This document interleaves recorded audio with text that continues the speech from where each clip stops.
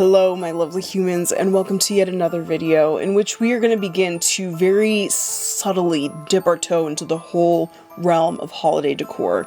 Now a couple weeks ago I posted a Halloween DIY in which I created this DIY witch's cottage out of cardboard and a bunch of other cheap stuff. And I will admit I have been very stuck in that project in the sense that I had so much fun making it that I really wanted to take a stab at it again. And it so happens that I was reminiscing about my childhood and how my mom, when we were really little, made this really cute little winter wonderland village at the base of our little Christmas tree, and how magical and fun that felt. And I know that these little villages are very common to see around the holidays, and I thought that this would be the perfect time for me to make my own little village and do a little bit of a remix on what I did before, obviously making much smaller, tinier little houses, and then also challenging myself to use materials that I can find in my own backyard. If we're talking about fairies, it has to be very nature oriented, obviously. Now I am still making the base of these houses out of cardboard just so I have something to adhere all the bark, twigs, moss, all that stuff to. And very different from my last project in which I had a very nice thought out plan. I had no idea what I wanted to do. I just wanted things to look very whimsical, very quirky, very weird fantasy, things that don't look common, that you wouldn't just see normally. I wanted each house to have its own little distinct personality. So I started off by creating very simple blocks with no frills or fancy things to it. So I did like a rectangle or cylinder, a hobbit hole looking structure, and I made them all first very simply and then started adding more things to them. So I would add like an angled roof to the A-frame, and honestly, again, because I didn't have any plan, there was a lot of testing things out, not liking it, ripping it up. And the nice thing about this, it's all gonna get covered in bark and a bunch of other stuff anyway. You don't have to worry about it looking like a horrendous mess underneath. Now again, also because I hadn't planned out specifically how the stall was gonna look, things like windows, I just went in with an X-Acto knife to extract when I saw that I wanted a window in a place. I also wanted one of these houses to be on a platform of sorts, kind of like a tree house. And stick around because I actually end up reworking this little structure. One thing that I had to think about also, because I'm just adding things randomly without a plan, is that since I will be lighting each of these houses, I need to make sure that there is access for the light to penetrate to all the areas. I had to go in with an X-Acto knife and remove roofing from underneath and other weird bits that were kind of obstructing the light flow that I would eventually want to have.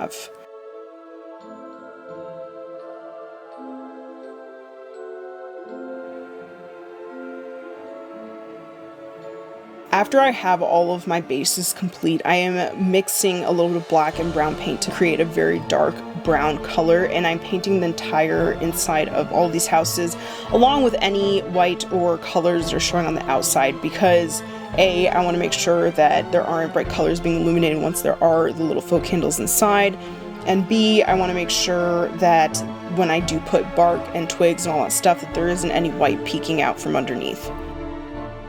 And now it's time to wander into my backyard and see what natural fun goodies we can find.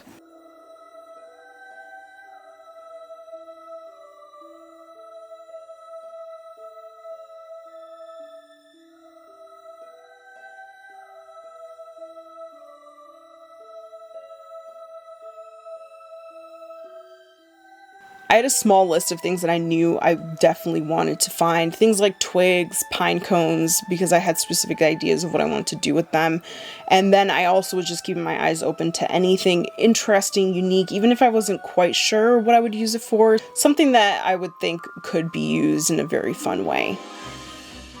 Obviously, with foraging, since this is my yard, I always try to aim for just under what I think I'm going to use, because I could always go back and more. I don't want to end up with a bunch of stuff. All the bark that I collected were from trees that had fallen, that were already on the ground. Before I go to use them, I am drying them out in front of the wood stove. The first little house I decided I wanted to make into a log cabin. And it's funny, when you're working on such tiny little houses, you think that these little twigs are super tiny until you see in proportion how big they actually are. So I had to use tiny little branches and even tinier little branches for the windows. I was trying to prioritize anything that had moss or anything growing on it that looked just naturally just beautiful and very fairy-like. I used some bark for the tops. I also want to make sure that when I am using bark, I'm trying to use the same kind of bark so that there aren't like weird contrasts.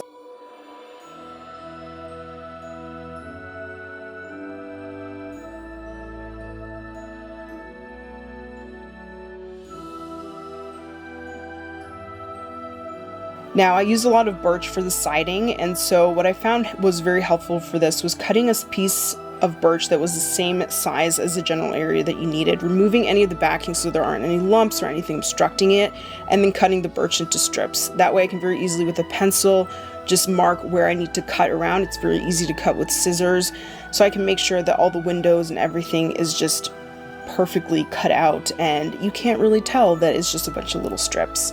I also took pine cones and put them on top of my wood stove. My wood stove doesn't get very hot, so they definitely didn't burn or catch fire or anything like that, but that allows them to open up because it releases some of the resin, and that's how a lot of the seeds come out in nature. But in this situation, I just wanted them to kind of open up so I can use the petals. I don't know the right terminology when talking about pine cones, but I'm using them as shingling. I also used some cedar to make some cedar shingles, which I thought was funny. It's dumb, but you know. Again, I'm also analyzing a lot of these pieces and seeing what natural shape the bark has, so I know which houses might be best suited for different pieces, if that makes sense.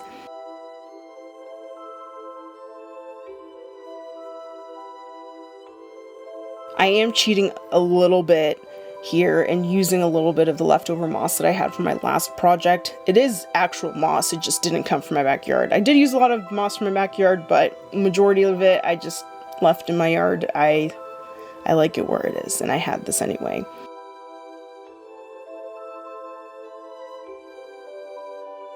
I found this perfect piece of bark that had this perfect curvature that matched this little window that I made in my little hobbit home, and I knew I had to use it on the top. It kind of looks like a little chimney.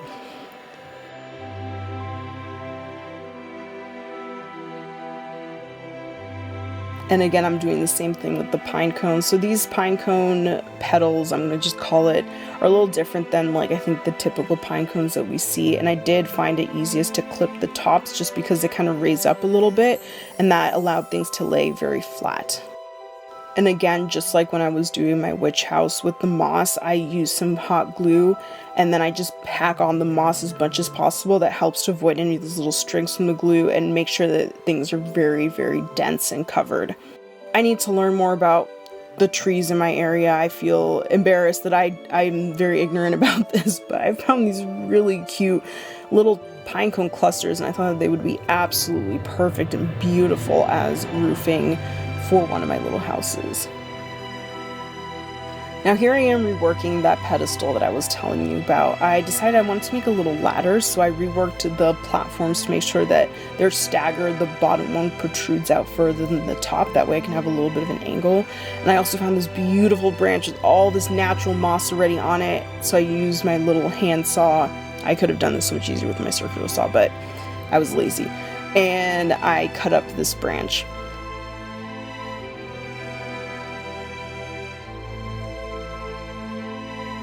Now, finding a couple tiny little twigs, I made a very cute little ladder. I have to say, tweezers is one of the most helpful tools to have when working with such tiny little things. It's very frustrating when you all of a sudden feel like a really big giant and your fingers are just destroying everything, and tweezers are a really nice and clean way to get into tiny little nooks and crannies. Now I have finished all of my little houses and it's time to start decorating the little platforms. So I was just trying to think of just random things that would be kind of cool little props, both to put on top of the little platforms I already created. By the way, I made all these platforms out of cardboard, and I make sure that there's a hole underneath all of them. That way, again, I'm able to put a light source in it later. Using an old paper towel roll, I cut it up and I decided I was going to make a well. I also cut up some twigs that I had just left over and made little wood piles for some of the houses. I wanted to make some additional props that were separate from the houses. That way I can kind of play around with how it ends up looking. And I figured every year I could go ahead and just add more things. I can add more houses, add more props, add maybe even characters. I wanted to make Krampus, but I just thought that that would be a little too ambitious for this time. Maybe I'll try to squeeze him in somewhere else. But I did decide that I wanted to make a mailbox using the tiniest little twigs. This was a very tedious little process. I just tried my best to create a box with a slight curved upper portion, and I think it's not that terrible, so I'm pretty pleased with how it came out.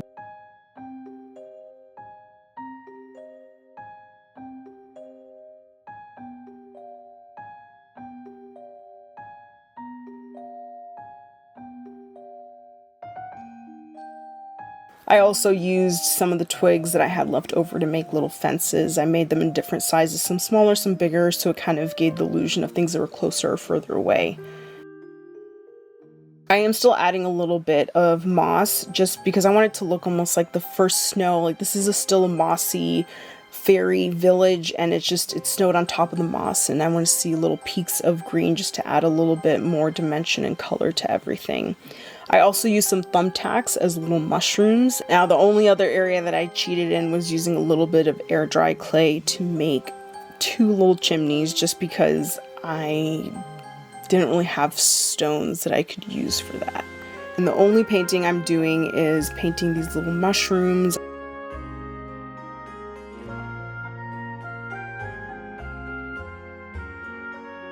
And because I want this all to last and, you know, have the color preserved, all that stuff as much as possible, I'm using this matte acrylic spray.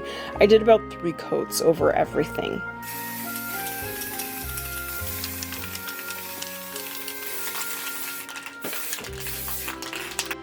And now it's time for me to begin adding in the snow.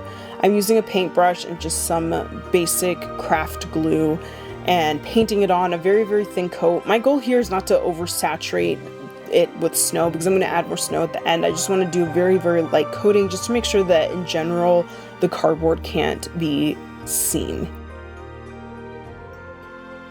Now this is the buffet where I am going to be putting my little village, and I wanted to build a very simple little platform system so that there's different tiers to this village. And then I use this snow blanket to put everything in its place. I use a little bit of pins just to secure any kind of areas that I wanted to make sure it didn't move.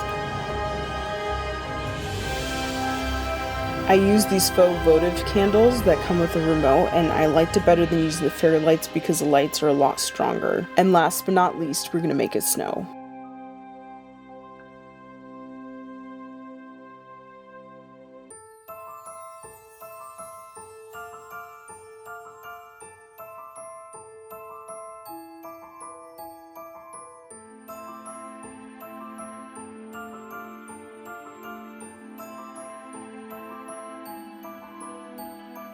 Thank you so much for joining me on today's DIY. I hope that you had fun, and if you are looking forward to more holiday decorations, please hit the subscribe button, and I will see you in my next video. Bye.